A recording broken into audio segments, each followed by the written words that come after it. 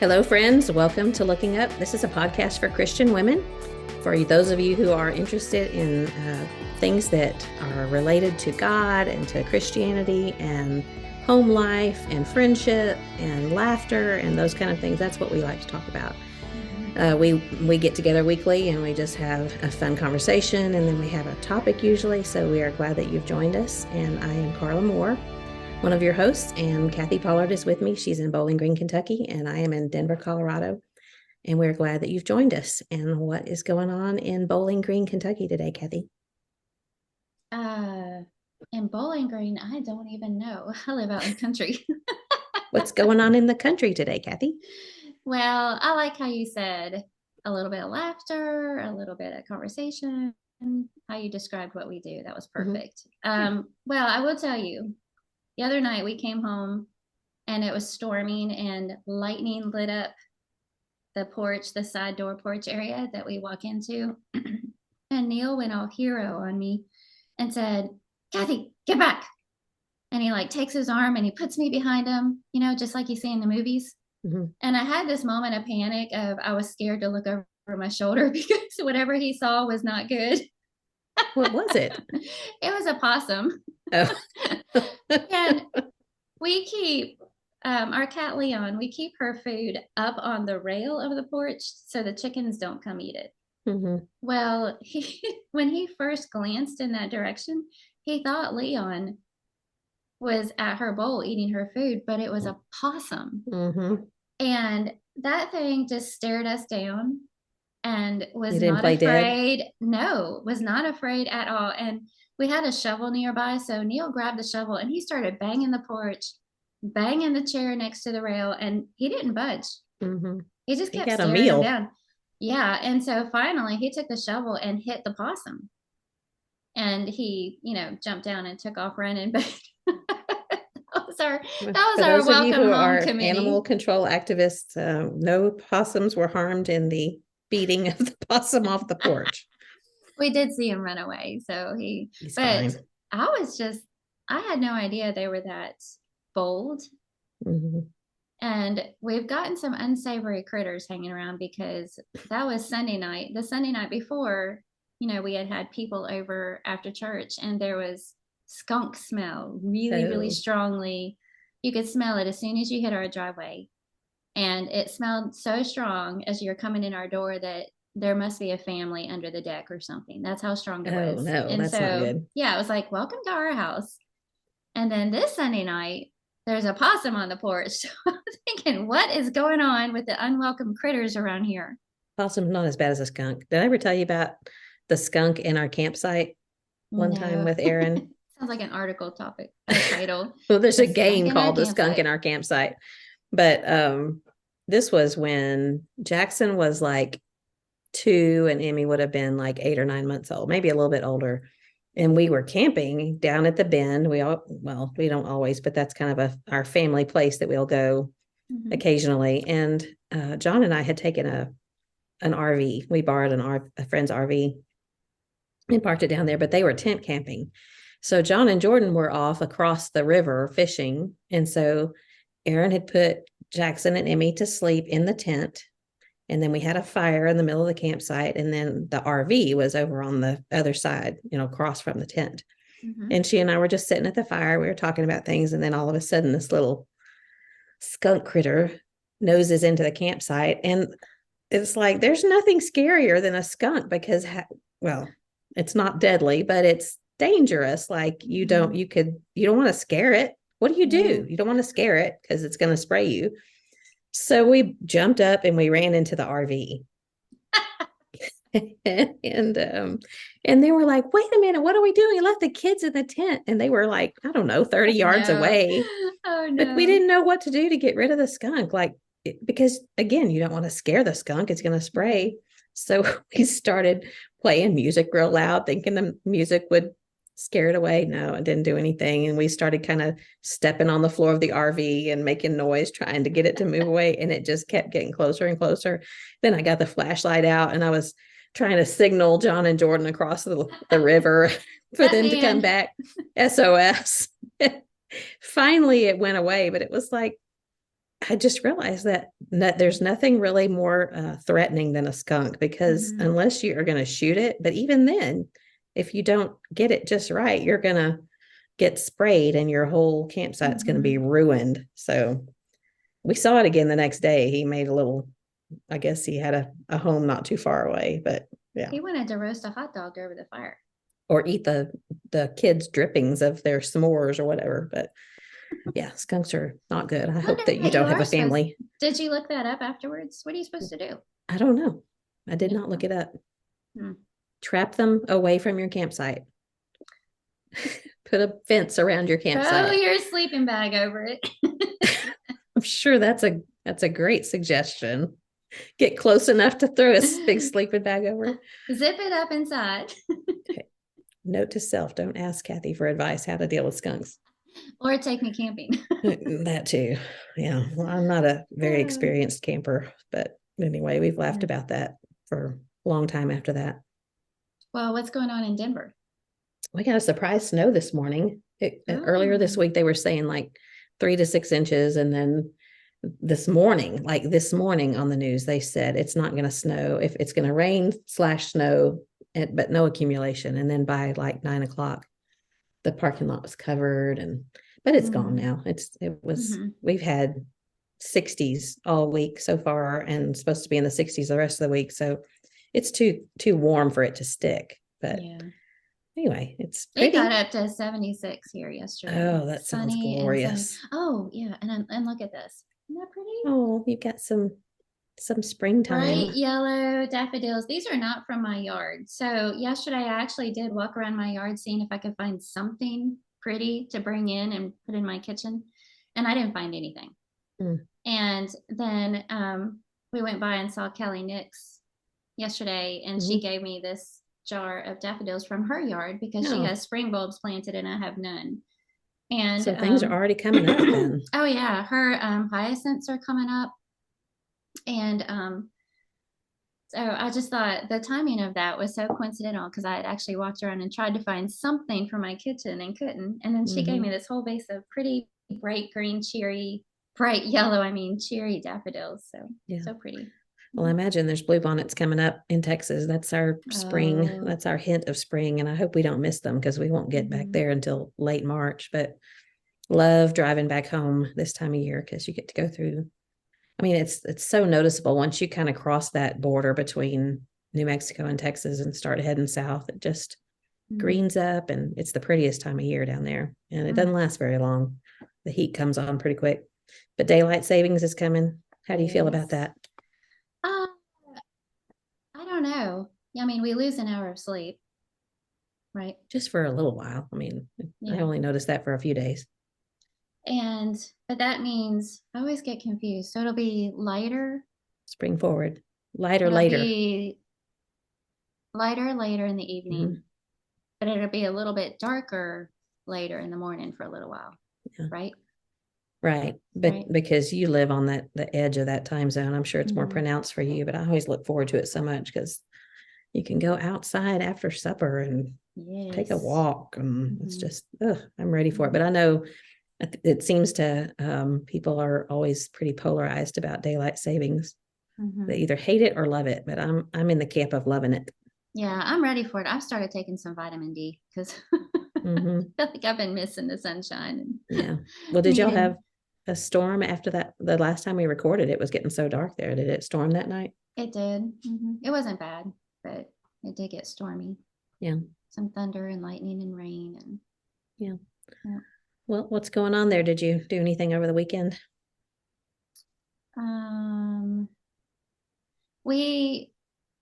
We went to Glasgow on Friday. Oh, I did tell. I think I mentioned last time that I was picking up some transfer wear, and I wanted to see. This is what it looked like. That's pretty pattern. Yeah, it says Royal Staffordshire Colonial Ironstone by J&G Meakin from England. So it was this cute little picture and some bowls like this, and then a plate. And she has some other things too that she showed me some pictures of, and I said, I better stick with just this for now. Slow on your collection. Yeah, well, my hutch is already full, so I need to tell myself, step away from the dishes. Well, some of what's fun about collecting is doing a little bit at a time rather than just getting a whole bunch at once. Oh, yes, absolutely. Yeah. Well, we did that macaroni and cheese bar with the students on Sunday night, and that was a lot of fun. Oh, yeah. What all did you do for toppings? We, let's see, Shannon Ketchum helped me all afternoon Sunday. It was so helpful because I wouldn't have been able to do it without her. But I just made 2 big pans, those great big foil pans of macaroni and cheese. And then I had put some chicken in the crock pot the day before that I shredded so that we had shredded chicken to go on top. I had meatballs in barbecue sauce in the crock pot. I sauteed some onions in butter, which Wes came up afterwards and he said, I just didn't think that sauerkraut would be good on macaroni and cheese. I said, oh no, it's onions, Wesley, not sauerkraut. I made some honey butter corn that was good. I had some English peas, and I was kind of surprised as many people as took those because I thought they would sit there and nobody would eat them. Bacon, real crisp bacon, that went fast. Yeah, of course. Extra cheese, just shredded cheese that we could put on top. Avocado. I completely forgot that I had green onions in the refrigerator and I was going to put those out, but I didn't. I had a table full of stuff. I can't remember all of it, but it was a lot of fun. And it went over really well. So let's talk mac and cheese for a second. Okay. When you do a big batch like that, is it the loose kind that you spoon out, or is it the more structured kind that you would sort of cut and lift out a square out with a spatula? Well, I like the looser, the creamier kind. Like because I wanted it to be able to, I wanted to be able to stir stuff into it. And I still probably would have wished I had made a little bit more sauce. It was just hard to gauge. I had 8 packages of, I think I used the, can't remember what it's called, Celentani or something like that. I like the ones that are real curly because then it holds the cheese better. And I don't know, I had like a whole quart of heavy cream that I used and like 6 cans of evaporated milk because that just kind of helps make it creamier. Man, I still could have used more. So anyway, it was good. Sounds good. Yeah. We went to Nashville on Saturday just to go to Costco. And they have that package of pasta that's the 6-pack, the organic, and it has the 2 bags of 3 different types. And I love those shapes. So our Sam's here doesn't have that. So yeah, one of them's penne pasta, right?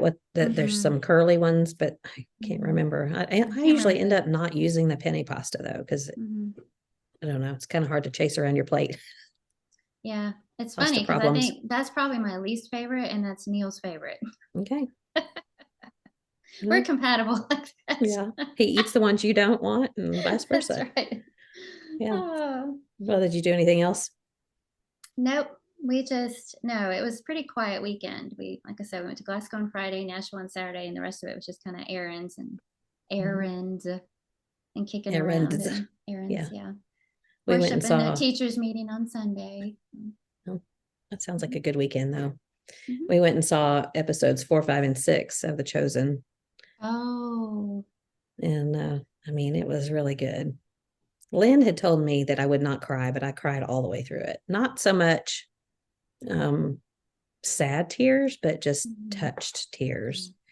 And it was just I recommend it. I hope that you'll catch up because I mean, it's kind of some of it's hard to watch and you know what's coming, but I just think it's so valuable for people to know how real it was. I mean, I know it's real. I'm convicted about that anyway, but just to see it played out like that is, I think helps people to make it more real. Yep. Yeah. Well. Maybe I will. Not going to do it. Maybe I will, and maybe I will. Or maybe you won't. That's more like it, right? Well, of course, Neil's going to listen to this and say, "See, Kathy, Carla says you should do it." I think you should. But I will still love you if you don't. Moving on. Okay. Do you have anything else? Or should we jump in? No, we should jump in. Okay. Oh, I forgot to set the timer again. I always forget to do that. That's okay. Okay, we're going to do something fun today that sort of fun, sort of sentimental, and just talk about maybe some things that we've learned from these situations. But there is a podcast called Mama's Kitchen. And my daughter-in-law, Alyssa, sent me a link to this several months ago. And she said, you and Kathy should do this. And it's basically about things that you learned in your mama's kitchen. And the way they describe the podcast is Your Mama's Kitchen is a podcast about cuisine and culture, ingredients and identities, and the meals and memories that make us who we are. Mm-hmm. And I loved that premise because I think of all the kitchens that I have been in over the years, and I know you've been in plenty too. And both of us like to cook. I feel like I've lost my touch in cooking, but I still love the idea of cooking. It's just I don't have as many people to cook for. Mm-hmm. But you think back on all of the years that you spent maybe sitting at the kitchen table doing your homework, or your folks had people over. And I mean, I know that we had lots of company. Mom and Dad my dad was the Bible chair director at Navarro Junior College in Corsicana from the time I was born, actually before I was born, until I was 8. And then we moved to San Marcos, Texas, and he was the director of the Bible chair for Southwest Texas State University until I got married. So my entire life was spent growing up around college students. And so they were always eating something at our house. And then John had the same job when we first got married. He helped to direct the student center and the Bible chair, whatever you want to call it. So we've just always had lots of people at our table. And so I have lots of happy memories of meals, and I have memories that aren't so great, but that's kind of the thing about a kitchen table, is that good things and hard things happen there. But I think that we talked about kind of what can we do to make our kitchens a place that people want to be, and how can we serve people from our kitchens? How can we grow as a Christian from something as simple as our kitchen table? Or I'm looking at your kitchen island, and we've sat around that island, and there's just so many good things that go on in kitchens. So I thought we would spend a little bit of time on this podcast talking about your mama's kitchen. Actually, we're going to call it my Meemaw's kitchen, because that was one of my grandmothers. I call her Meemaw. And so what did you learn from kitchens that you've been in over the years? I'll let you start. Well, when I started thinking about this topic, I thought it was interesting just in my life and your life being so different as far as growing up when it comes to kitchens, because you kind of grew up mostly in the same area, right? Texas, yeah. And I grew up moving every couple of years. Mm-hmm. And so when I look back, the kitchen itself, there's not necessarily in my childhood one specific kitchen that I feel an attachment to, but I still have kitchen memories.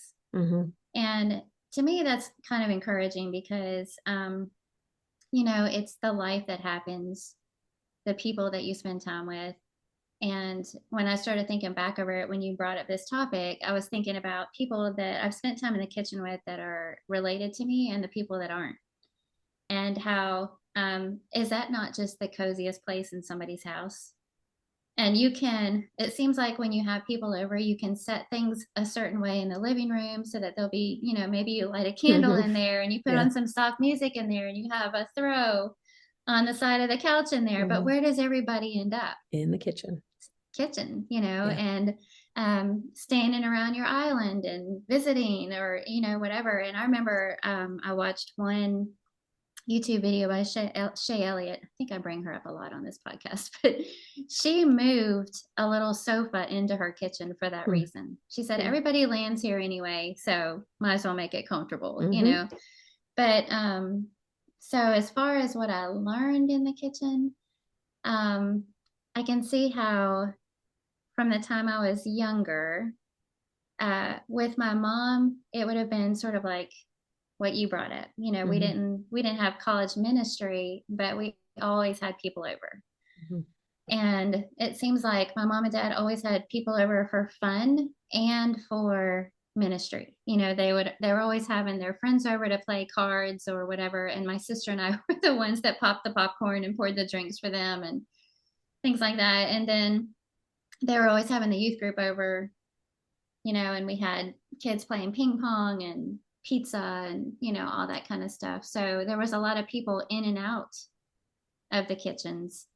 the various kitchens that we had. Mm-hmm. So let me go backwards. With my mom, there are certain recipes that I think of that make me think of her. And one of them is she was always making homemade noodles. And she was always making this beef and broccoli recipe that over rice that was really good. And to this day, I cannot do it like she did. Yeah. She made something called hot chicken sandwiches. Have you ever heard of that? It's a little bit different. It's diced chicken, like big chunks of chicken, and maybe some mayonnaise and celery and onions. And then it was also diced Velveeta cubes that she'd put in there. And then she would put a bunch of it on a hamburger bun, wrap it in foil, and heat them in the oven. Okay. So the cheese melted down. And well, when we had our first baby, she made a bunch of those. They came to see us, and she made a bunch of those to stick in my freezer, so that anytime we wanted a hot chicken sandwich, we could just pull it out, and heat it up in the oven. And then another thing that comes out of that kitchen for me is my sister and I were always singing at the sink. So it's like these random blurbs of things, that maybe you've forgotten until you start thinking back. And I don't know that going in, my mom said, I hope she remembers that I always made homemade noodles. I hope she remembers that that she and Christy saying, you don't do that. It just kind of unfolds and it just happens. And, and then you look back and there was life and there were your memories. And so. I love that. You look back and there was life. Yeah. Probably go ahead. Well, finish your thought. Probably, I was just going to say with my mother-in-law in her kitchen, it was probably a little more traditional. And because there was one location there, for the time that Neil and I were dating and have been married, they've had this home in North Georgia. And anytime we would get together for the holidays, especially Thanksgiving is a huge holiday for their family. And all the women gathered in the kitchen, and I loved it. Yeah. And we're just sitting at the table, shelling peas or peeling potatoes, or one person's over here making the pound cake, and the one person's over here in charge of the cheese ball, and just talking the whole time. And to me, that's what the holiday was all about. And I love that she let me jump right in and be a part of that. So my grandma was very frugal in the kitchen and very structured. She would make the same things for lunch every day, and she had certain meals that she made for days of the week, and holidays, certain dishes came out at every holiday. The same tablecloths came out at every holiday. Like she was, I don't know the word I'm trying, not structured, but very routine. Yeah, that's about it. I was thinking predictable, but that doesn't sound very favorable. Sounds pretty, I mean, the way you're describing it sounds like she's pretty structured too. Yeah, she was. So as far as family goes, those are some of the sort of snapshots that come from the different kitchens that I was a part of growing up. So. Did you and Christy always do the dishes together, or did you take turns, or did you do the dishes? Did your mom do them? We did the dishes, and I don't know that we always did them together, but I feel like we did. Yeah. From the time we were really young, I can always picture her standing right next to me. We probably just switched off whose turn it was to wash and whose turn it was to dry, But, did you have a dishwasher? You had different houses, so you probably did in some and maybe not in others. Yeah. I'm trying to, even the last house that I lived in when I was in high school, I can see us standing at the sink washing dishes. So it makes me think that we didn't, but I could be misremembering that. I feel like the kitchen is the first place that you learn responsibility. And just thinking about, I come from a very traditional home and family. And so I don't remember Doug ever really doing the dishes. My brother, although I know he helped, carry things to the sink or whatever, but Mom taught me how to, I remember you couldn't just put dishes in the dishwasher. And I don't think we had one until I was a little bit older, but you had to basically wash the dishes before you put them in the dishwasher. And I remember thinking, what's the point? Why, when we've already washed them, we just might as well finish it off. But, just things like wiping the counters down after you're not finished with the dishes until you unplug the sink, rinse out the suds, wipe the counters down, make sure that the sink handles and things are not just don't have crud all over them. And she taught me to take care of that kind of stuff. So I feel like not just for me, because Doug would take out the trash and Dad would help, there was just things like that I feel like in the kitchen, that's kind of where you first learn that you had everyone in the family has responsibilities, whether it be cooking and fixing the meals or cleaning up after the meal or complimenting and showing appreciation. So I love that about a kitchen. And I just keep thinking about what you said. You look back and there was life, and there's just so much life in a kitchen. But I think also too that you start in the kitchen are the first ways that you start feeling like an adult, for those same reasons, because you're given those responsibilities. And, when you're asked to make the sweet tea or Kool-Aid, whatever it may be. Kool-Aid we make quite a bit of Kool-Aid also. When you're the one that makes it at dinner and then somebody says something about it being good, I just remember being like, oh, well, I made that great Kool-Aid there. That was me. Well, but for real, it's a big deal. Did you ever have a Kool-Aid stand outside?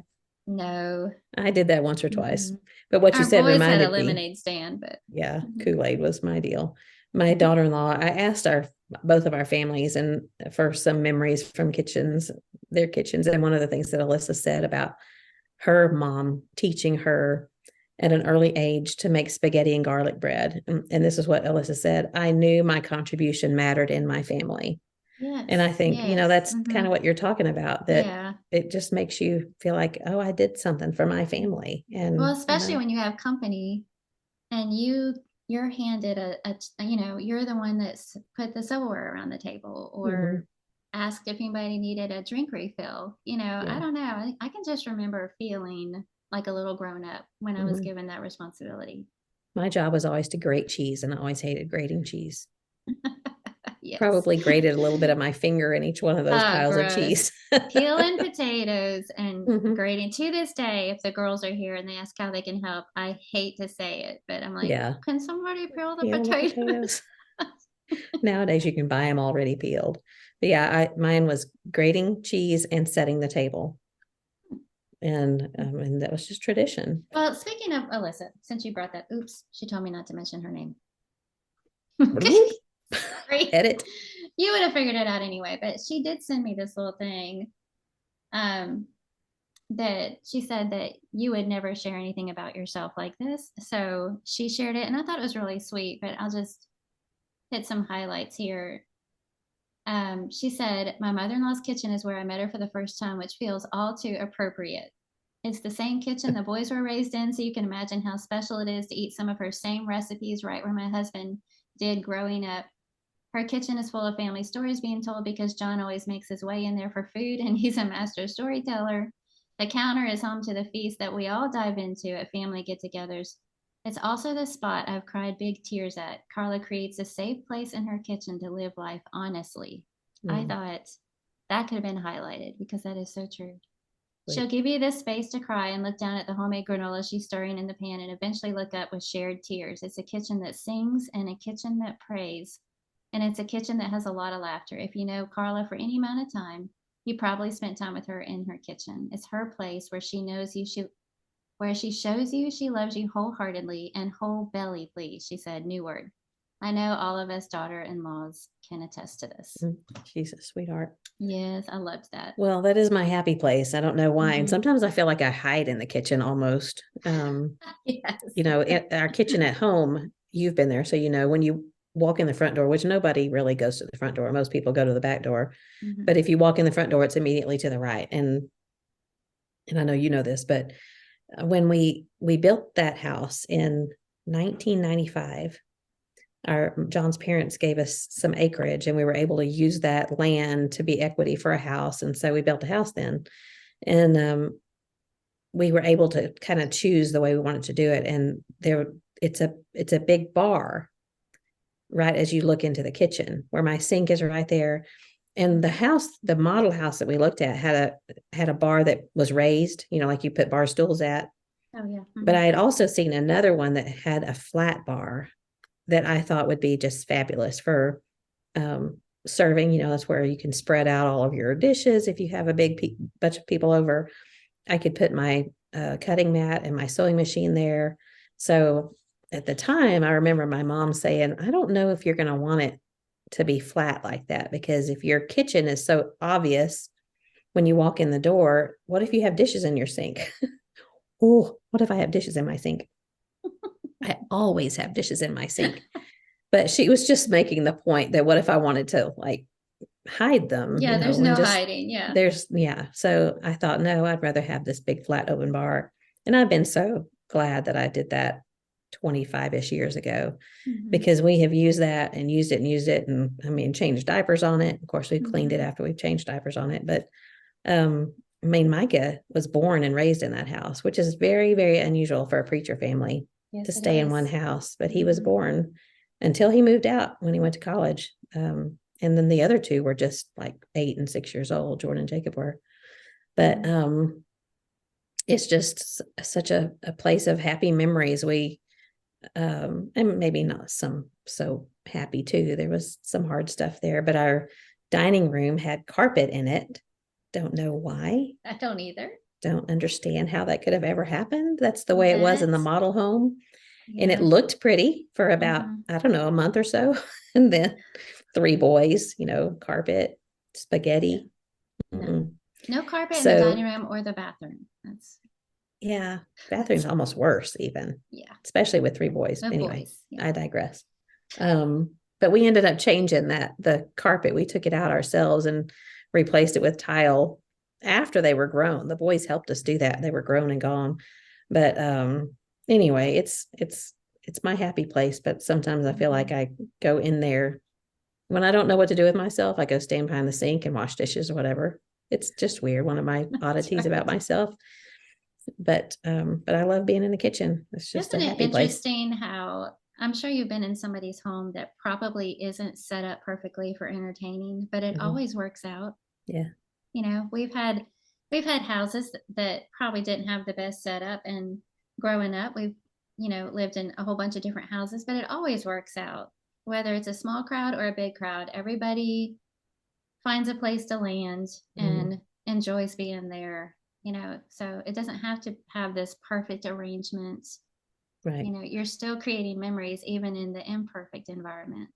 I know we talked about this when we talked about hospitality, but I think some people feel like there has to be a chair for every person.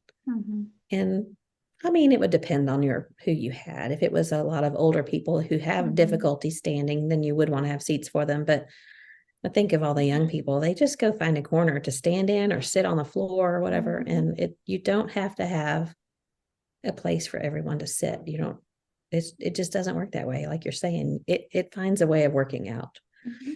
Well, can you remember kitchens that had an effect on you, maybe as a young wife and mother, as you went through life?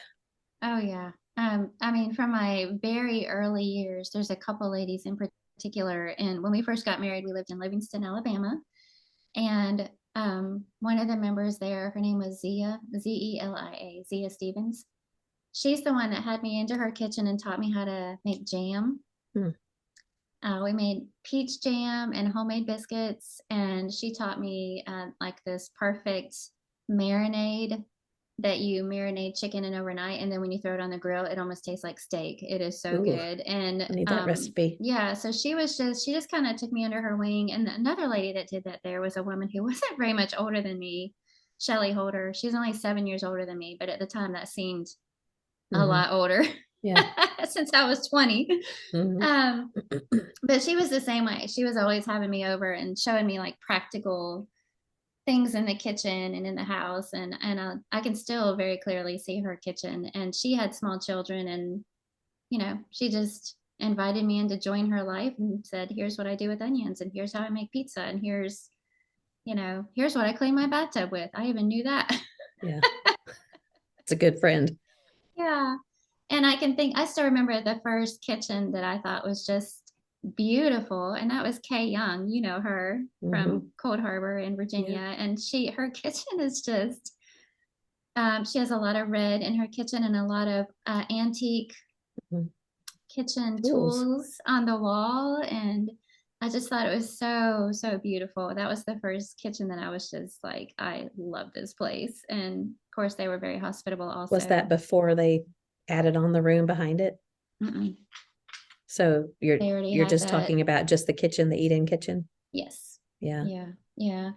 And then I have one in Africa. We made several trips to Tanzania. She was Stephanie Stafford then, but her husband died, and she's remarried, and she's Stephanie Rake now. But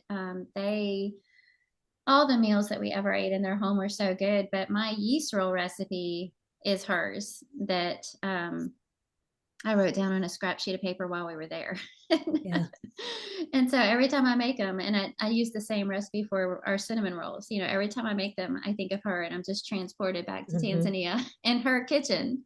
Yeah. And then, okay, I thought I'd share this last one because it was kind of random. This shows you how brief amount of time you can spend in somebody's kitchen and it still make an impact. It was a ladies' day that I did in California.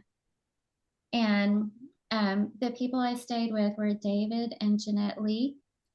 And I was so embarrassed because when I, drove out to their house and I saw their house, and then they have all these beautiful trees. They have pomegranate trees, olive trees, citrus trees, almond groves all around them. I mean, it's just beautiful. And I made some kind of statement like, this is like Big Valley, California style. Because my mom used to watch that show, Big Valley, that old Western show. And she said, this is where that was filmed. Wow. No wonder made you think of that. This is that valley. And I went, oh. But anyway, while we were there, they just made me feel like I was a part of their family. And she would toast for breakfast. She would toast English muffins in the oven with butter on it. Stick them in there, and then she would have homemade orange marmalade to put on there. She made a homemade pumpkin butter, which I'd never had before. That was so good. And she had this fresh pasta meal made the night that I arrived, and everything was just about that whole experience was perfect. And her kitchen was just so welcoming and gracious and sweet and comfortable. And even though it was my first time meeting them, and then I was staying in their home as a guest, but they just made me feel like family. And I walked away with that kitchen leaving a huge impression on me. I think back on it and smile. I've made her pumpkin butter since then. I have toasted English muffins in the oven like that. I never did that before. I just did them in the toaster, so, but that was just one of those random, I was only there for 2 or 3 nights, and I'll never forget it. So yeah. Well, I think of kitchens that I'm comfortable in. Yeah. And one of those is yours. Aww. And when y'all were here in Denver, I remember y'all were only here. We came in 17, y'all left in 19. So we were only here really crossed over a couple of years. But just your color choices were warm, and you were always one to me that has things ready. And I've never been able to do this. You have things ready when people get there. And I just can't ever seem to get it all done. I'm still working on stuff when people get there, but you're like, sit down, let me get you a drink. And then you pull things out, and one thing after another is delicious. But I think more about the kitchen that you're in now, and just your shelves that are filled with things that you've had your hands in and on and created. And that's just something I wish that maybe someday you will sit at your bar with your shelves behind you. And I think maybe you've done that once or twice before, so that people can see that, because I think it's just so neat. But it's just you have one of those kitchens that I think people feel like they can go open the refrigerator door and grab something out of there, and that's what you want them to do. You don't want them to feel like they have to be extra careful. Obviously people need to be kind and nice and all that, but you want people to be at home in your kitchen, is the way that I feel there. I was also trying to think of some in my memories. My earliest as a young wife and mom, I know I've mentioned her before, but Lemon Knight, she was the one that she collected cookbooks. And I bet she had 30,000 cookbooks. I mean, and she had them cataloged too. She knew which ones she really? had, but every room I in her love people who house, collect cookbooks. well, every room in her house had cookbooks in it. Oh, wow. She had along the top of the wall, they had a train track. So they had trains that would go from room to room. And it was, it was a fun house, but shelves in every room with cookbooks. And everywhere you go, if you saw a new cookbook, you thought, I need to get that for Lemma and see if she has it. But I've got recipes that have her handwriting on them, but a lot of them in the recipe box that Mom gave me for a wedding gift, like this one, Mom typed. Mm-hmm. But this is one of hers. It's called Chicken Breasts Eden Isle. And I don't know why it's Eden Isle, but it's cream chicken soup, sour cream cheese, dried beef. Have you ever cooked with dried beef? Oh, maybe once. It's pretty tasty. It's salty. And then 12 bacon slices. So she had, I mean, it's like the 50s type comfort foods. And I have so many of her recipes that were just delicious. And she was just such a good cook. And I mean, if you've got 30,000 cookbooks to choose from, maybe somebody in her family, I'm still in touch with several of them. They might tell me how many she really did have, but hers was one. And I was in my early 20s back when I am thinking of this period, and she would babysit Jordan and Jacob. And she was an older woman at the time. I mean, she was probably a lot younger then than what I thought. She was probably late 60s, early 70s, but she would keep Jordan and Jacob for me. And they loved it because the train was going around the whole house.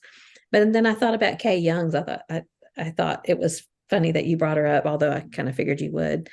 But when we got to know them was after y'all had already left too. But she's a traditional Southern woman, and I can still hear the way she talks, and has her routine. And y'all, I know y'all stayed with her some, but we would have had a kind of a different relationship because we would stay with them when we go there for the lectureship. And so we had breakfast, lunch, and dinner, and she called Ken daddy, and she just fussed over John and me too, but in particular John, because he's a man, and Southern women and taking care of men in the kitchen. Didn't her family put together a cookbook? I think they did for their anniversary several years ago. But I just loved being in her kitchen and seeing her collection of tools and watching her work her magic in the kitchen. And she's just always got good recipes. My cousin Jana is a good cook. I've got a bunch of her handwritten recipes. She's the first one that I had chocolate gravy. Have you ever had chocolate gravy? Yes, thanks to Joyce Lacey at Cold Harbor. Yeah. Well, she made that at the lectureship breakfast every year, biscuits and chocolate gravy. Yeah.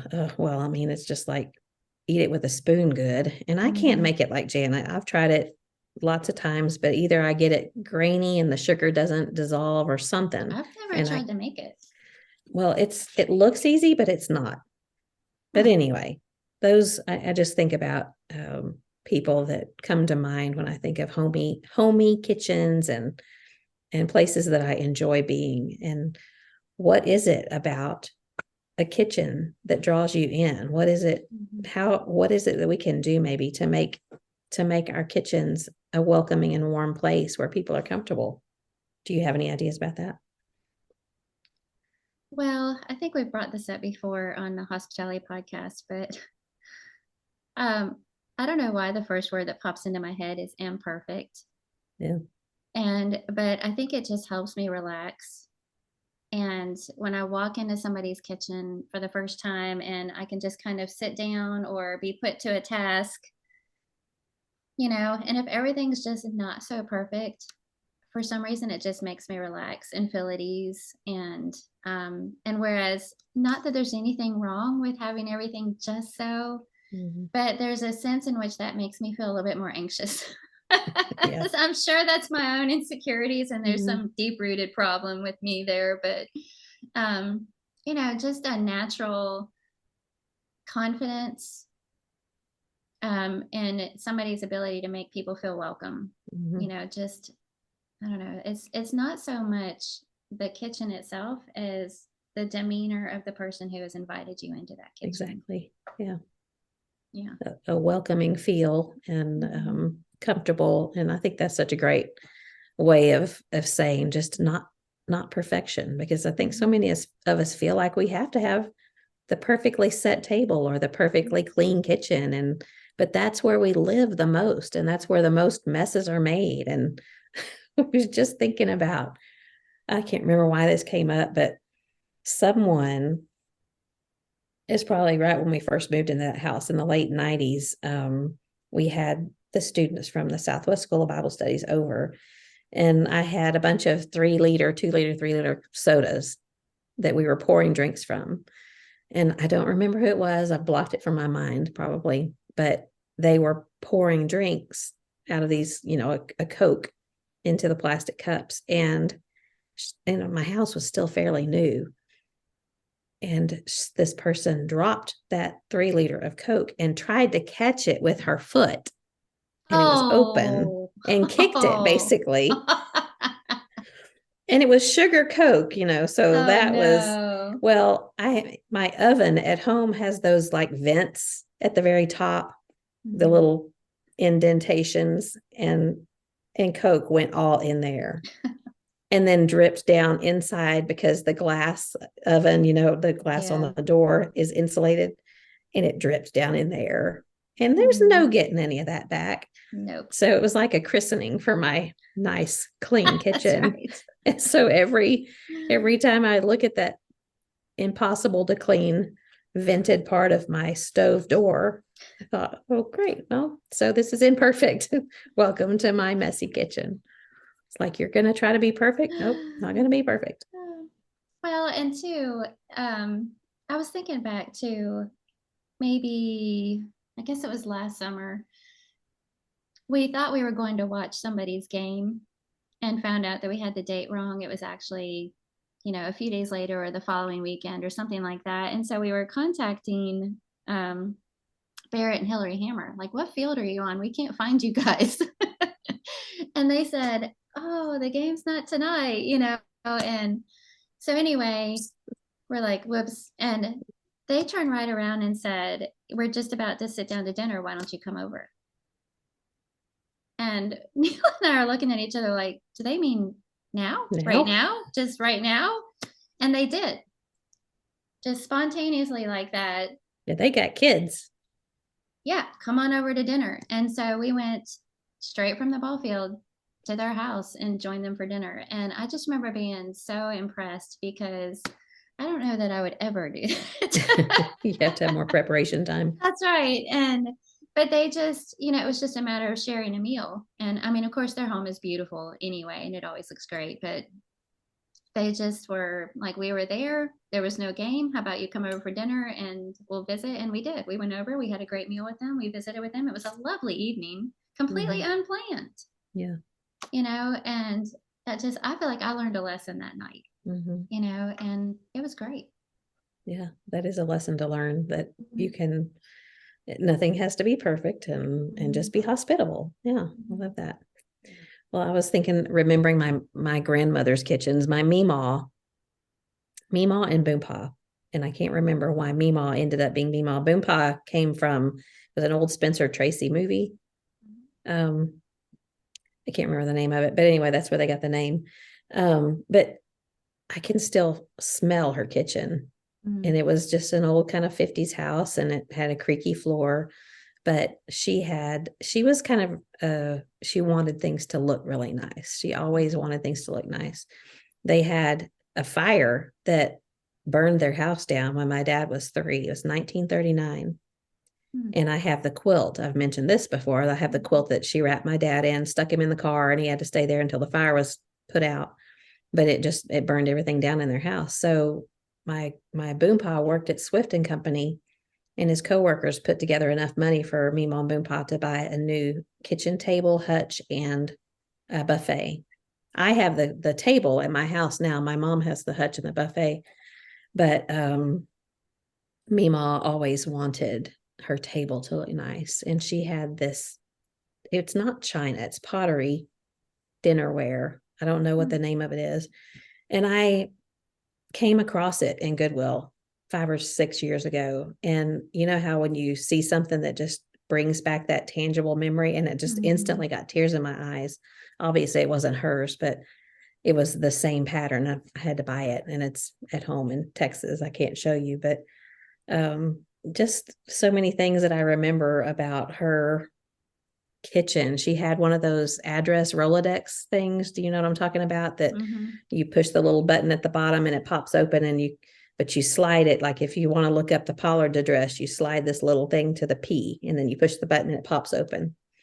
And she let me play with that. I think a lot of grandparents like, don't mess with that, you're going to ruin it. But she let me play with that. She had an adding machine in her kitchen that I played with. She played canasta. She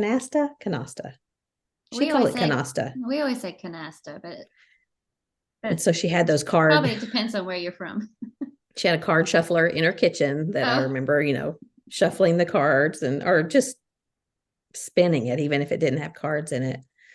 She's the one that taught me how to temper eggs. And I was probably a teenager, but I remember she was making a chocolate pie, and she showed me how to whip those egg yolks. And then as the chocolate pudding stuff was simmering, to put a little bit in the eggs and beat it so that it didn't, have lumpy eggs when we put them back in. So that was my dad's mother. But my mom's mom lived in an apartment, and that was such a novelty for me because we didn't, I just didn't know anyone that lived in an apartment, as we were sprawling Texas. But she and my grandfather that I didn't know, they owned a cafe when they were younger. So she was always a good cook. And I just think about her making, I loved how she scrambled eggs, and she would never throw anything away. She would always put things, like if we had a little bit of scrambled eggs and a little half piece of bacon left after breakfast, she would put it on a plate, cover it, and put it in the back of the stove and say, just in case a little man comes by. Because she lived through the Depression, and there was just the possibility that somebody hungry might come to her door, and she wanted to be ready for that. So it just always impressed me so much. I've had scrambled eggs in your kitchen. Yeah. Well, and you put a little feta cheese in it, and that was so good. Yeah. I'd never had that before. She always made them kind of wet, sounds gross, but not dry scrambled eggs. They were just always good because they had bacon grease in them, of course. And I loved her chicken and dumplings. That's something that I remembered about her. Mom, what's the funniest or weirdest thing that your parents ate back in the 70s or 80s? Could you think of something? Well, the only thing I could think of was not really. The closest thing I could think of was a couple of things. They used to order this milk powder that was from some kind of vitamin company, and it was supposed to be some sort of fortified milk drink. And I want to say that the name had the word Meadows in it, something Meadows. So you mixed it up. We'd mix it up at the beginning of every week and put it in a pitcher in the refrigerator. And that was the milk that we drank. And I always thought it tasted gross. But powdered milk never tastes good. Yeah. And then the only other thing I could think of was my dad was always mixing up ramen noodles. And sometimes I would see him just eating the noodle part like a snack, like dry, like on like that block of ramen noodles, and he'd just pull it apart in pieces and snack on it. Oh, yeah, that's odd. Yeah, I mean, I've seen those crushed on salads before, but I don't know about that. Well, let me say this really quick. I'm backtracking a little bit because you were talking about tempering eggs, and you just sent me right back. I had this flashback. Something that my mom made all the time was her peanut butter pie. It was a little bit different, and hers was made with a homemade vanilla pudding. And that vanilla pudding recipe, you do the same thing. You temper the eggs, Yeah. And but the pie itself was you bake the pie crust, and then you made this peanut butter crumble with peanut butter and powdered sugar, and you mix it together with a fork until they turned into like peanut butter crumbles, and you put a layer of that in the bottom of the crust, the homemade pudding on top of that, another layer of the peanut butter crumbles, and then you chilled it, and that's how you served it. And so I'd forgotten about that, but I just skip the pie crust and do the vanilla pudding with peanut butter crumbles in the bottom of the bowl, pudding, and more peanut butter crumbles on top. So yeah, good. that sounds delicious. Sorry, go ahead. No, that's good. Good memories. Mom and I always laugh when she makes banana pudding or when I make banana pudding. We both are like, you can just skip the bananas. We'll just eat the pudding itself. Because her recipe was one like that, like you're talking about, that's kind of a vanilla pudding that you temper eggs and you just keep stirring and beating until it thickens and add lots of butter and vanilla and good stuff to it. Yes. And so, whenever I make banana pudding, I'll send her a picture and say with a spoon, just eating the pudding. It's not banana pudding, it's just pudding. But so what's your weird food? Well, what she used to eat all the time was cottage cheese pear salads. And you would probably, well, I don't know, you might like it. But she would put a lettuce leaf on the bottom of the plate. And then she would put a half a canned pear slice or just a half a pear. And then put cottage cheese in the hole where the pear pit. Oh, is it a pit? Pears have pits?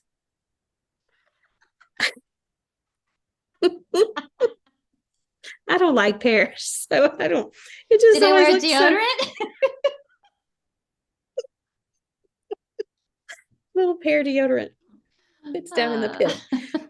Anyway, she would put cottage cheese down in that. It was a little scoop, in the pear, and then sometimes she would put a maraschino cherry on top of that. I think the cherry, and I just always thought, oh, that's gross. All right, so Neil brought that recipe to our marriage but it wasn't cottage cheese, it was mayonnaise. When he was growing up, it was a lettuce leaf, half a canned pear, a glob of mayonnaise, cheddar cheese, shredded cheddar cheese on top of that, and then a maraschino cherry on top of that. So I mean, that just sounds so very 50s, doesn't it? Well, speaking of weird, I have this book right here called, it's actually a beautiful cover at my grandmother's table. Oh, I love that. And yeah, it's filled with all these stories and recipes of people's grandparents. And I love it because all the grandmas have their different cutesy grandma names, Some of the recipes are traditional, but there's this one in here called Granny Crabtree's pea salad. Listen to what has in it: 2 cans of peas, 1 jar of pimentos, 1 can of pineapple chunks, 3 hard-boiled eggs chopped, and then Miracle Whip. That's a hard pass for me. Yeah, me too. Somebody might like it. Sorry if you do, but no. Granny Crabtree was probably very sweet, but yeah. Well, things change and things come in and out of style. And now I'm trying to think what we might serve today that our kids are going to say, I remember what mom used to eat. I don't know. Probably so cottage cheese. It's always going to be cottage cheese. But I was just thinking about mom, and she's always been such a great cook and she loves to cook. But one of the things she taught me in early marriage was this is such a traditional thing.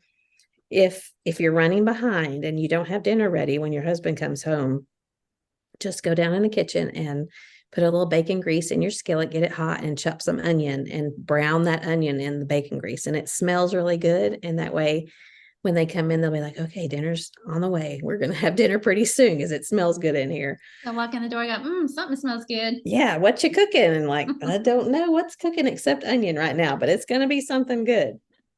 Dinner will be ready soon. Go make yourself comfortable. Yeah.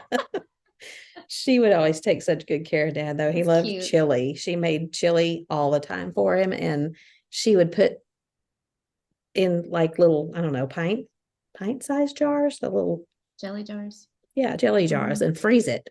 So anytime she was going to be gone somewhere at lunchtime, she would pull out one of those jars of chili for him and have it ready for him. But that, she's the one that made this recipe box on the other side of the table. I can't reach it, but typed up and hand wrote a lot of recipes for me. And so I just think of a lot of things that I remember that she made. But you and I have that in common because we both have a recipe box. Yeah. And mine, I think you did something very similar, if not the exact same thing. But right before I got married, I sat down with my mom and grandma at the table, and we all hand wrote all the recipes that I wanted from mom and grandma. So I can just go through that box and have the memories and their handwritings. And later, can't remember if I ever told you this before, but later, after I got married, my grandpa sent me just an old file, like a plain plastic file box that holds like Mm-hmm. regular index cards, Yeah. you know, with Mm-hmm. all of my grandma's recipes typed up. Yeah.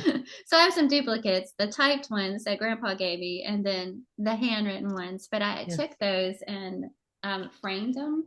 Oh, that looks so good. You told me you were going to do that. Yeah, well, they're not exactly even, so I'm going for the imperfect vibe Mm-hmm. here.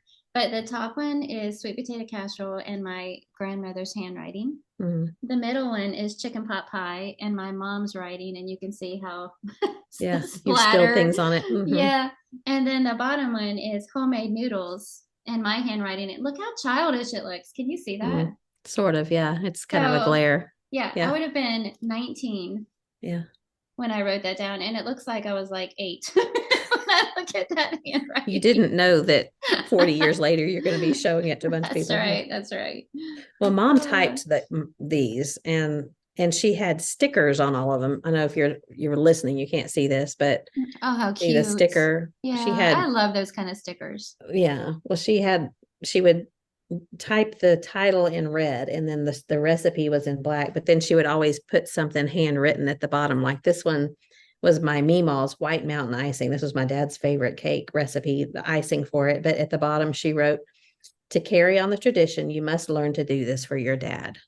Aww. So, this recipe box, it's actually a different box than the one that she gave it to me in because I just wore that one out. But it would be one of those things that if there was a fire in my house, I would go straight to that box. And that would be one of the forget the birth certificates and stuff. This would be irreplaceable. But she was still loves to cook, but it's a little harder for her now. But she just taught me so much about being in the kitchen. And I'm so grateful to her for that and good memories.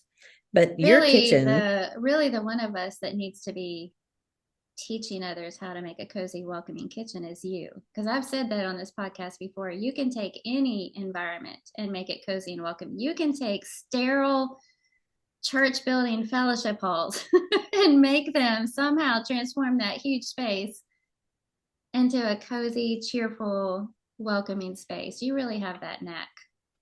Thank you. I don't know what it is. I'm not sure what, but thank you for saying that. It's sweet.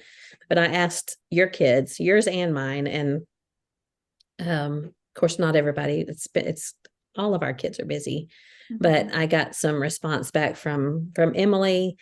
She just talked about how she loves home baking bread now because of you, and that she has spent lots of time with you in the kitchen. It's always filled with laughter and good conversation and always ends with a good meal. But then she has a memory with her mom of making, these are the things that she listed: chili, cornbread, biscuits and gravy from scratch, chicken and dressing, broccoli casserole, sweet potato souffle, cube steak, Martha Washington candy. I meant to ask her what that is because I don't know what that is. They spent a lot of time cooking together.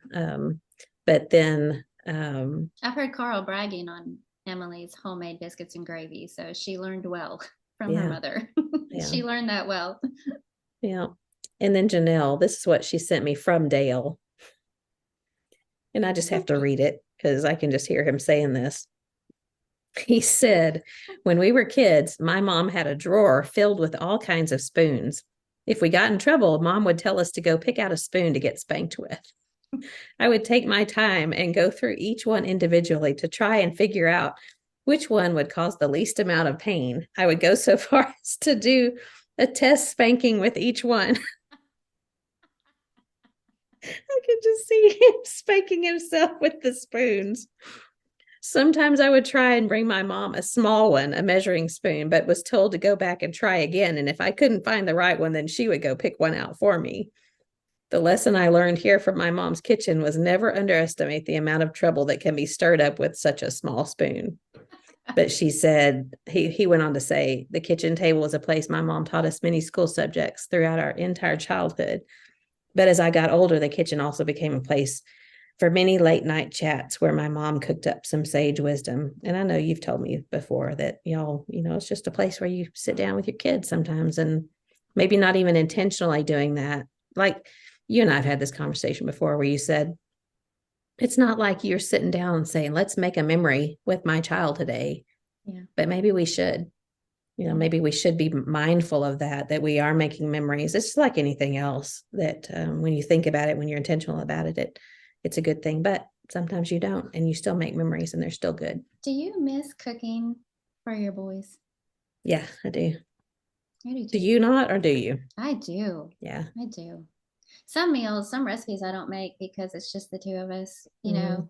Now maybe I'll save this for when all the kids come over. Yeah. Yeah, I ran across a sheet of paper I found the other day where I had written down the weekly menu plan, for my family, and just reading through some of those things that I was going to make just made me feel so sentimental and miss those days of just cooking for the boys and, sitting around the table and hearing them eat. And yeah, they were fun to cook for. Always loved to eat. And John, at times, they went through a phase where we'd all sit down and start eating, and then he would like stop and he'd look around at each of the boys, and it was like the signal that went between them, and they'd put their forks down and then they'd just start clapping for me. They clapped for me. And sometimes they still do that. It's kind of fun. It's just a memory.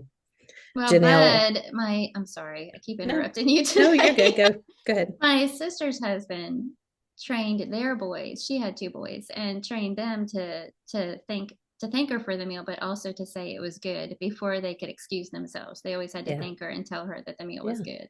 That's a life lesson right there. Show appreciation. That was good. May I be excused? Yeah. Sometimes that's said it all in one breath. Yeah. Thank you. It was good. Let me be good. Can I go? Janelle was talking about her kitchen with her mom when she was growing up and how she enjoyed being in there. But I loved that she said she was a tomboy, didn't have much interest, but her mom wanted her to learn to cook. So in order to do this, she came up with a creative way. One of those ways was pretending we were on a cooking show. We would talk to our audience, the couches, and teach them, but really she was teaching me the art of cooking. My mom's kitchen, no matter where they've lived, has always felt like home. And so I just thought that was neat. I asked my niece Lauren if she remembered much about her mom, my mother's grandmother name is Mom. Okay. She says, I remember the tradition of making dough ornaments. I can still smell the dough, talking about salt dough, at Christmas time, making dough ornaments. She said, the things that stick out to me, along with certain recipes, are Mom's care and attention to preparation and presentation, especially to Pawpaw. Food is the 6th love language, I think. And she just talked about how time spent cleaning up is where we make memories, and you're just standing there talking and washing and drying. My sister-in-law, Karen, she's the best dishwasher I know. She's very thorough, but I just always enjoy standing next to her when she's doing the dishes, and because she always volunteers. And that's another thing. What do you think about when you go to someone's house? And a lot of times now we tell people, no, I don't need help with the dishes. Let's just go sit down and I'll do them when y'all are gone. And that's what I do most of the time now, is tell people, let's just go sit. And John helps me. But I feel like in times past, we used to do that together. Maybe families do that more together, but guests don't. But what do you do about that? I've done it both ways. I typically lean to just leave that. We'll get it later. Let's just go in here and be comfortable and visit. We'll go in the living room and have coffee or whatever. And, but for myself, I know it makes me feel good to be able to get in the kitchen and help him clean up. Yeah. And we've talked about that on here before too. And a lot of times that gives you a chance to talk while you're in there and visit, and then you're not leaving them with a kitchen that's a wreck, Yeah. But yeah, on the other hand, I feel like you just want your guests to be comfortable and not worry about that too. And Neil and I, we enjoy doing that together. After everybody leaves, we like to talk about how the evening went. And yeah, John always. Well, I say we enjoy doing that. I don't know if Neil would say that. We should ask him how he feels. Neil's about like, you should definitely let your guests help in the kitchen. Yeah, I think I prefer to get everybody to sit down and not worry about it. And then John and I will do them afterwards. But when I'm at someone's house, I really do want to help them. I don't want to leave them with that mess. But so many times people say, don't worry about it. We'll take care of it. Yeah. I did want to just read a couple more things. I don't want to read too much, but my son Jake sent me some memories of our kitchen growing up. He's one of the things he says on more than one occasion, I snuck into the pantry to quietly and surgically extract a Little Debbie oatmeal cream pie or fudge round. And I think he thinks I didn't know. But how many things do you know that your kids are doing that they don't know that you know that they're doing? You know? That's right. Right. You can hear those rappers. Mm-hmm. Moms have the ears and the sixth sense. So, Jake, you didn't fool me with any of that. Just because you don't let on doesn't mean you didn't know. Exactly. Yeah. He says he remembers the first time that I made a cookie sheet of pizza rolls. And that was kind of an experiment. And I'm sure people have done it before, but it turned out to be. Pizza rolls are pretty legendary. Well, I spent a lot of time making those for football players in years to come.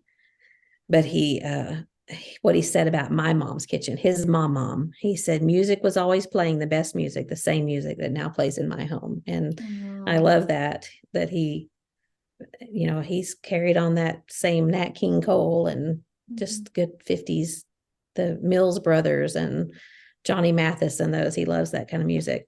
And he had a memory of what it was like to walk in the door and how mom would, come hug him and adore him and all of the other grandkids. And that my dad, Papa, would be sitting at the table with his paper, but he always looked up and was happy to see everybody. And, one of the things that he said about John's mother, he said, if we ever said we liked something, it found its way into the pantry, fridge, or freezer, and it stayed on the grocery list indefinitely.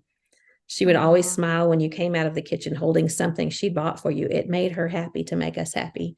That, when I read that, just brought tears to my eyes because that encapsulates my mother-in-law. She's gone now, but nothing made her happier than to make her grandkids happy, and her kids, but more her grandkids. And I can see that. Can you think now. of a nicer thing for people to think about you? I know. I just love that. Yeah. I love that. And then only one other thing I'll read a little bit because my daughter-in-law, Courtney, sent me something about her great aunt and uncle who live in Boston. And she's never spent a whole lot of time with them, but they're Italian. Her dad, Courtney's dad, is Italian, who, by the way, makes the best, don't tell him I said this, but the best Greek salad I've ever had. He brings those to church potlucks. And I usually go and fix myself a serving so that I'll make sure I have some because it always goes so quickly. He makes his own dressing, feta cheese, onions. I leave the olives, but it's so good. But Courtney says this about her aunt. I learned the value of working hard, how good it feels to accomplish what you set out to do, and how food brings people together and creates long-term memories. And she just had such neat things to say. The specialties of her aunt: calzones, rice croquettes. I've never had one of those. Have you ever had one of those? I don't even know what it is. Cream puffs, whoopie pies. Now, Courtney has made whoopie pies for us. I didn't know that's where she got her recipe. Love whoopie pies. I mean, it's basically an excuse to eat 2 cookies at once with cream in the middle. Filling. Yeah. Cannoli dip, candy bacon. Anyway, she said that her great aunt and uncle are just very intentional about creating those memories and staying in touch with extended family. And she friended me on Facebook. Her aunt did, great aunt. And sometimes she'll comment on things that I might share, especially about Courtney or Micah or Livy. But it's just, to me, such a neat thing to think about how the kitchen, it's the heart of the home. So many memories are made there, and so many traditions start there. Think about Christmas candy, cookie baking, and just holidays and company, and it's just good things. Good things come from kitchens. I remember reading years and years ago when our boys were little that boys are always hungry.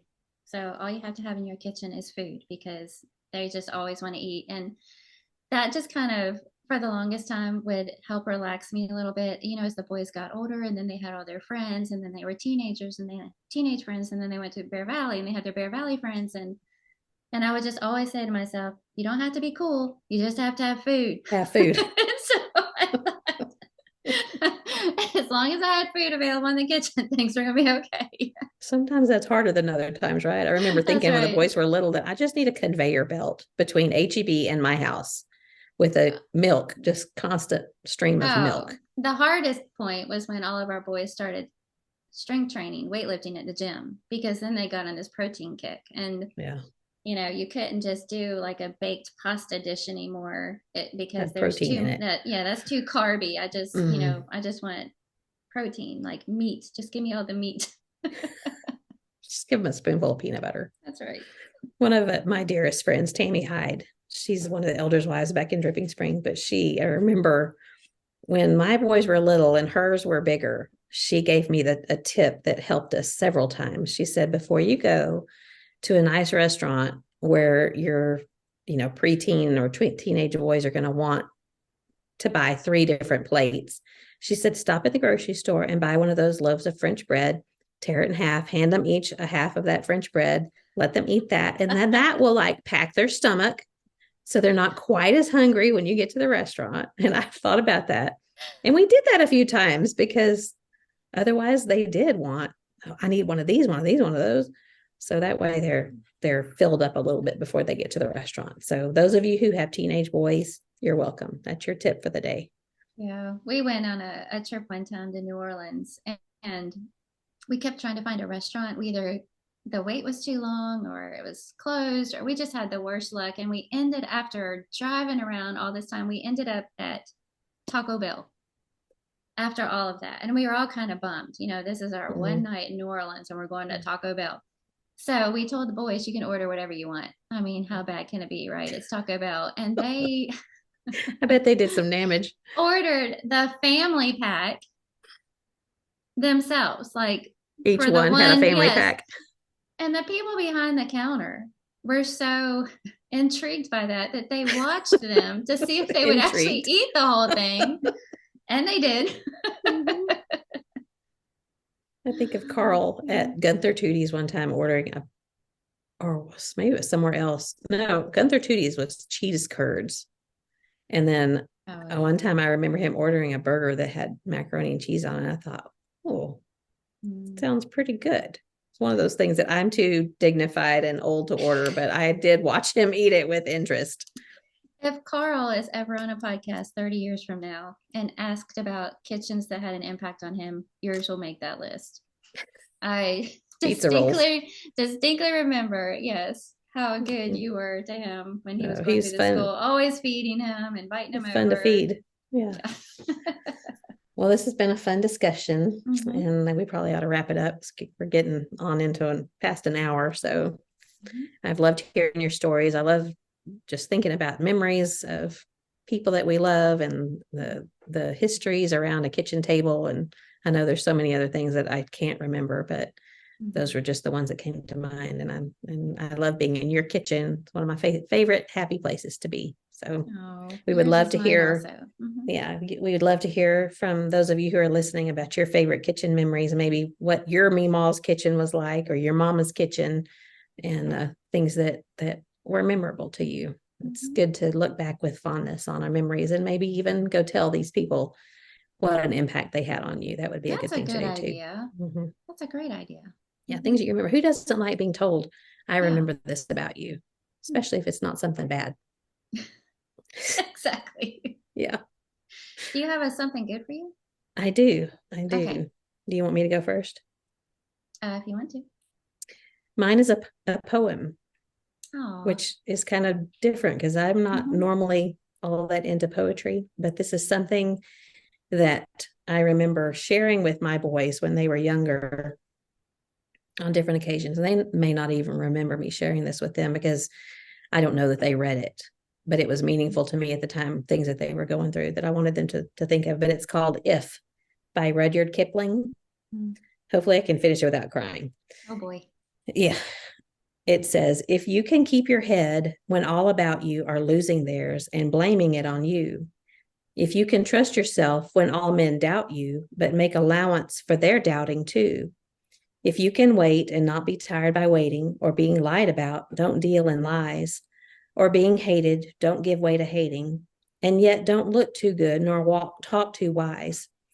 If you can dream and not make dreams your master, if you can think and not make thoughts your aim, if you can meet with triumph and disaster and treat those two impostors just the same, if you can bear to hear the truth you've spoken, twisted by knaves to make a trap for fools, or watch the things you gave your life to broken and stoop and build them up with worn out tools.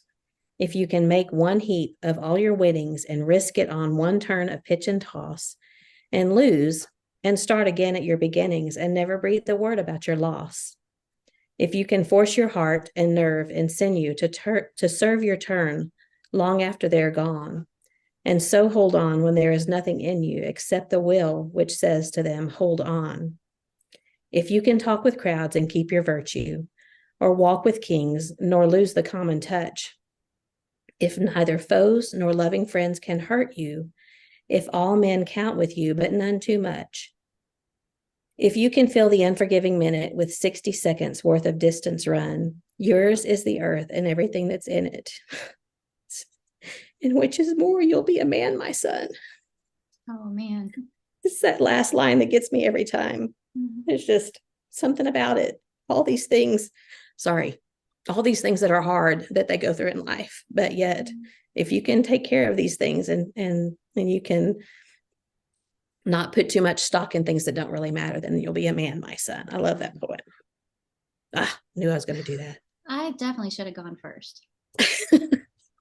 Should have ended on that note, because where do you go from there, Carla? Sorry. Also, you're really good at reading poetry. Thanks. Like, you have a knack for it. No, of crying at the end.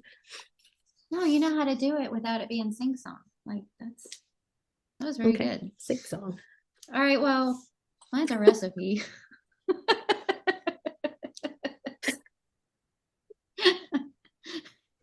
Is it a good one? I'm gonna see if I can read it in a rhyme. Okay. Go for it. No, I thought, since we were talking about kitchens, it's a recipe for homemade tortillas. Ooh. And I've tried so many different varieties. Some use yeast, some use baking powder, and I've never ever found one that I liked. And then I finally ran across one in this cookbook. This is the Prairie Homestead cookbook by Jill Winger. And it is so basic. And all it is flour, some sort of fat. And I've used it all. I've used butter, olive oil. Bacon grease? I've used bacon grease. I've used lard. I've used tallow. Typically, I use olive oil because it's the easiest. It's in a bottle right by my stove, and I can and salt and hot water. That is it. And you just mix it up until it's in a ball and let it rest for 30 minutes. Divide it up into however many tortillas you want to make. Roll it out, throw them in a hot, dry skillet, and that's it. They are so good and so easy that we don't ever buy them anymore. But oh, wow. Do you have a tortilla press? No, I mean, I do, but I don't use it. I ordered one and I don't like it. So I don't ever use it. I just use a rolling pin. But anyway, I'll share the recipe in the Looking Up group. Okay. Sounds good. If you can eat a tortilla, you'll be a man, my son. Thanks for bringing that back around. Okay. It was fun. Sorry for the tears at the end. I was really hoping I could get through that without it just gets me. You got to the very end. Yeah. Without getting weepy. That's pretty impressive. Okay. All right. Well, it's been fun, and we look forward to. That was sweet. Yeah, we look forward to hearing from those of you who are listening and want to chime in on some of your favorite kitchen memories. And do you have anything else you need to say? No, just keep looking up. Yeah. Well, now you just ruined my line. I like to shake things up. Okay. Until next time. Keep looking up. It made you say it twice. I know it. Have a great week. All right, you too. I'll see you later.